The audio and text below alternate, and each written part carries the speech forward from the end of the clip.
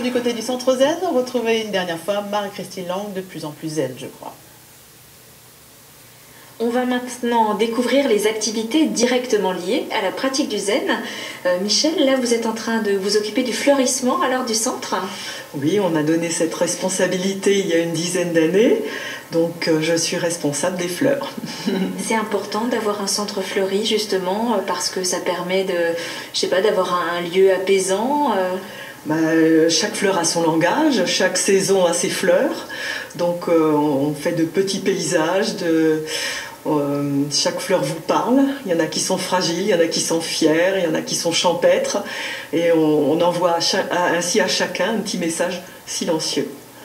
Effectivement, le silence est important. C'est aussi comme ça que vous pratiquez, Olivier, l'écriture chinoise. Là, c'est de la calligraphie que vous êtes en train de faire? De la calligraphie chinoise, oui. Avec de l'encre japonaise? De l'encre de Chine, oui, qui viennent du Chine ou du Japon. Voilà. Et donc, tout l'art de la calligraphie, c'est qu'on doit bien être présent dans ce qu'on fait, et qu'un trait qui est fait est fait. Et on ne doit jamais le regarder avec du regret ou le moindre doute, mais on doit tracer le trait avec tout son corps et toute sa présence. Qu'est-ce que vous écrivez là? Là, j'écris l'esprit de Bouddha. J'imagine qu'il faut de la pratique pour en arriver là.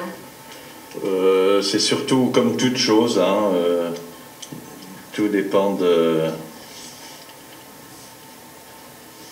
Et ça, donc, ça se pratique régulièrement, la calligraphie?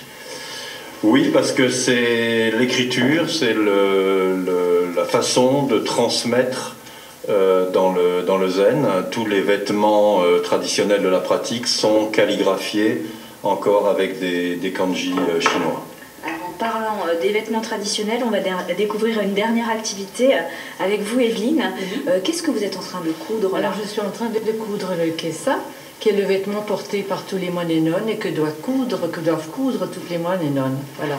Et alors, c'est très lent. Oui, c'est très long. Ce qui est important, c'est pas, bien sûr, c'est de terminer le kessa, mais c'est le point, c'est de coudre le kessa.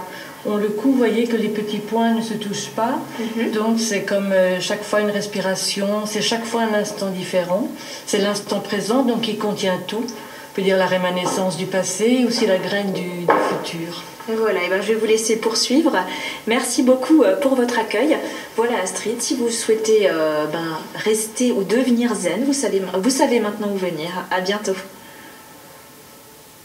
À noter que le centre de bouddhisme zen, qui se trouve donc rue des Magasins à Strasbourg, organise ses portes ouvertes ce week-end. Donc n'hésitez pas à aller pousser leurs portes pour en savoir davantage. On termine cette émission avec nos deux invités.